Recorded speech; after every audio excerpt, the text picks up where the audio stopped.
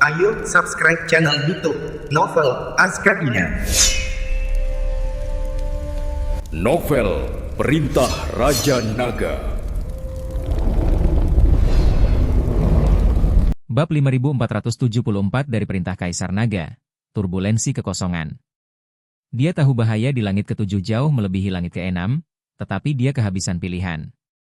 Humazi adalah temannya, dan dia tidak bisa hanya berdiam diri dan melihatnya mengambil risiko. Senior, menurutmu aku harus pergi ke langit ketujuh? Tanya David kepada Raja Iblis Awan Merah. Terserah kamu, kata Raja Iblis Awan Merah. Tapi kamu harus berpikir jernih. Bahaya di langit ketujuh jauh lebih besar daripada di langit keenam. Dengan kekuatanmu saat ini, kamu seharusnya bisa bertahan hidup di langit ketujuh. Aku mengerti. David mengangguk. Saat ini dia adalah Dewa Bumi tingkat 5. Meskipun dia belum pernah bertarung secara langsung, dia seharusnya tidak kesulitan menghadapi Dewa Manusia tingkat 3. Kultivator tingkat tertinggi di langit ketujuh kemungkinan besar tidak lebih tinggi dari Dewa Manusia tingkat 5. Selama dia tidak bertemu orang-orang mesum seperti itu, dia seharusnya tidak akan kesulitan. Jika dia mencapai langit ke-8, dengan bantuan Lingxi, David pasti bisa bertahan hidup. Tidak perlu takut. David, apakah kau akan pergi ke surga ketujuh? Tanya Wu Hao. Ya, aku tidak bisa melihat Tuan Hu mengambil risiko sendirian. David mengangguk dan berkata, karena kau sudah memutuskan, aku tidak akan menghentikanmu. Wu Hao berkata dengan sungguh-sungguh, tapi kau harus berhati-hati. Air di surga ketujuh sangat dalam, kau tidak boleh ceroboh. Aku akan. David mengangguk. Saat cahaya keemasan menyambar di telapak tangan David, sebuah lorong hampa menuju surga ketujuh terbuka. Dengan kekuatan David saat ini, ia dapat dengan mudah merobek lorong hampa menuju surga ketujuh. Mengikuti lambaian tangan Wu Hao, David memasuki lorong hampa tersebut. Ia tidak mengucapkan selamat tinggal kepada Ling Yu dan Ziyuan, karena ia tahu kedua wanita ini tidak akan membiarkannya pergi begitu saja. Mungkin mereka akan memerasnya lebih keras lagi sebelum mereka pergi. Ia hampir kehabisan tenaga. David tetap tenang dan kalem di lorong hampa. Dengan kekuatannya saat ini, tidak ada bahaya sama sekali di lorong hampa menuju surga ketujuh ini. Saat David melangkah ke lorong hampa, ruang di sekitarnya mulai terdistorsi. Dengan kekuatannya saat ini, yang berada di tingkat kelima alam abadi duniawi, ia pikir ia bisa dengan mudah menyeberang ke surga ketujuh, tetapi ia meremehkan bahaya lorong hampa. Di tengah lorong, aliran energi turbulen yang mengerikan tiba-tiba meletus tanpa peringatan. Tidak bagus. Wajah David berubah drastis, dan ia buru-buru mengerahkan seluruh kekuatan sihirnya untuk melawan. Aliran energi turbulen itu bagaikan tsunami yang mengamuk, mengandung kekuatan mengerikan yang dapat menghancurkan segalanya. Bahkan David, seorang tingkat kelima alam abadi duniawi, tampak begitu tak berarti di hadapan kekuatan langit dan bumi yang begitu dahsyat. Paf!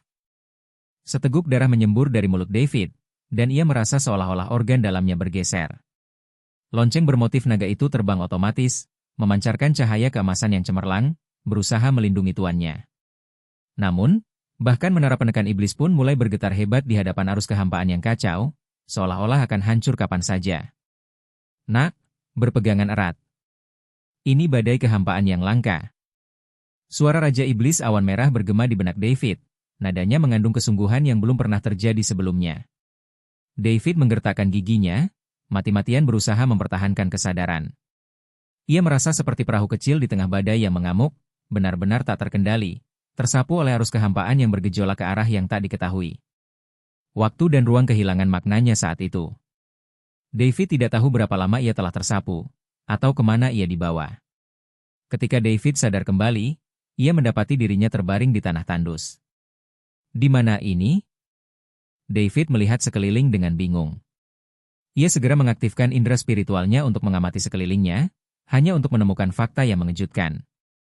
Dunia ini tidak memiliki jejak energi abadi, hanya energi spiritual. Bagaimana ini mungkin? Hati David dipenuhi gelombang yang bergejolak. Bukankah ini alam surgawi?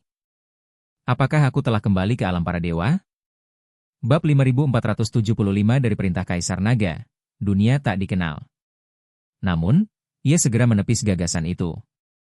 Pemandangan di hadapannya benar-benar berbeda dari alam surgawi yang ia ingat. Ia berdiri dan mendapati dirinya berada di sebuah ngarai yang luas. Tebing di kedua sisi ngarai dipenuhi ranjau yang padat.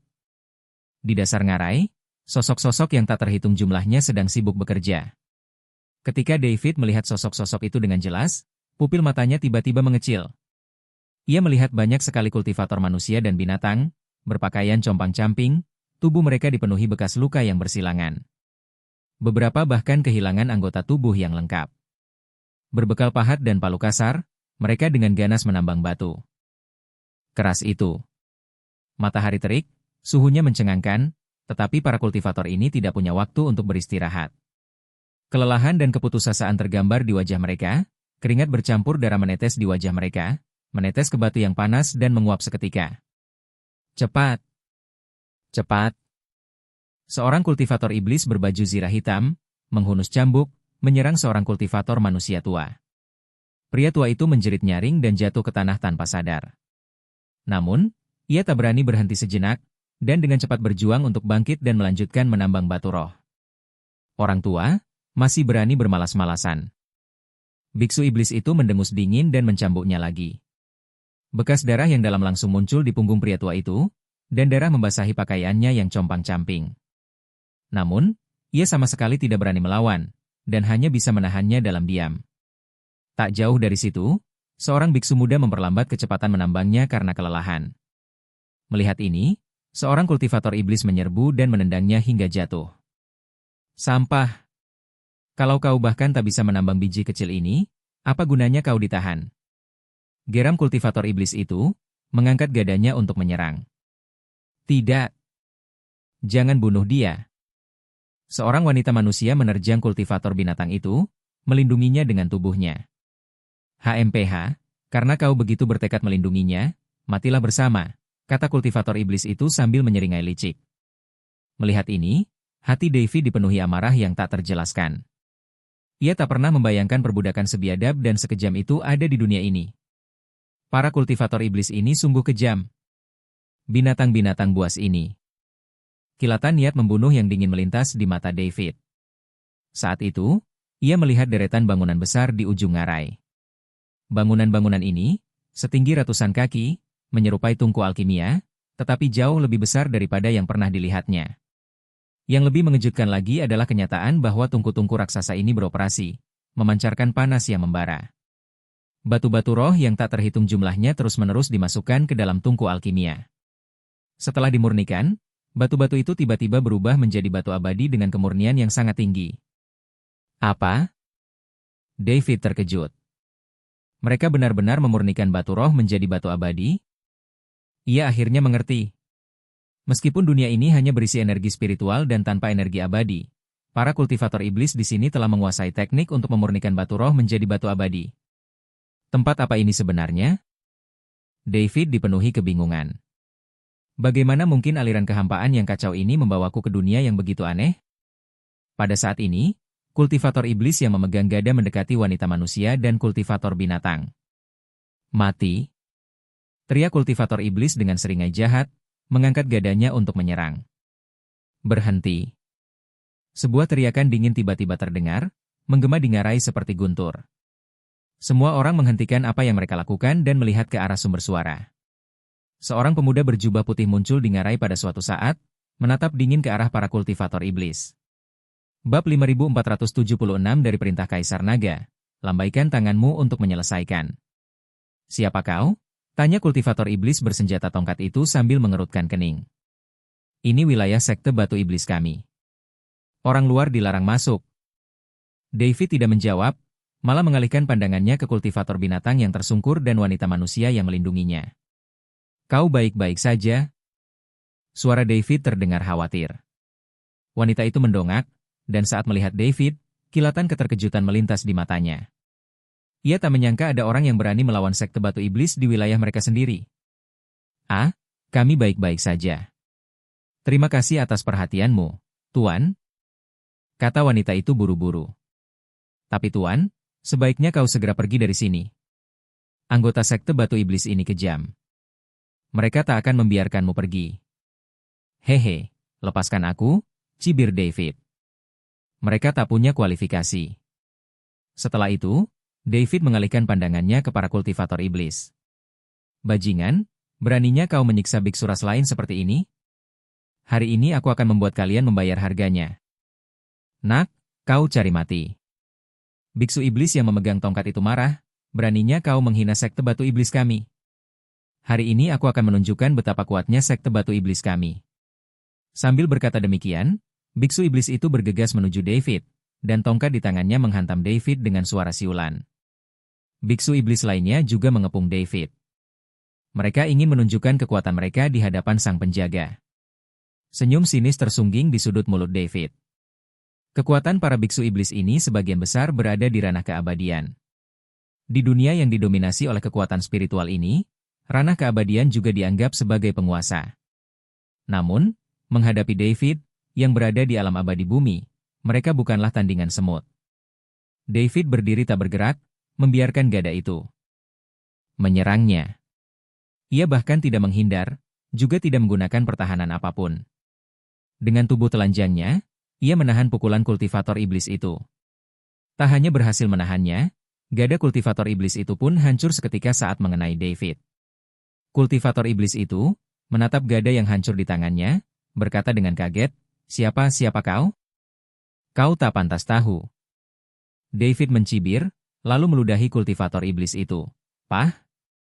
Hanya dengan sekali ludah, kultivator iblis itu merasakan tekanan mengerikan yang menyapu dirinya. Sebelum sempat bereaksi, ia menguap, lenyap tanpa jejak. Adegan ini mengejutkan semua orang. Siapa kau sebenarnya? Sihir macam apa yang kau gunakan hingga berani membunuh seseorang dari sekte batu iblis kita?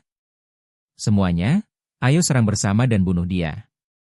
Seorang kultivator iblis meraung, memerintahkan lebih dari selusin kultivator iblis untuk menyerang David. Mereka mengepung David, mengerahkan seluruh kekuatan mereka dan menyerangnya. Kasar sekali. David mendengus dingin, dan dengan lambaian tangannya.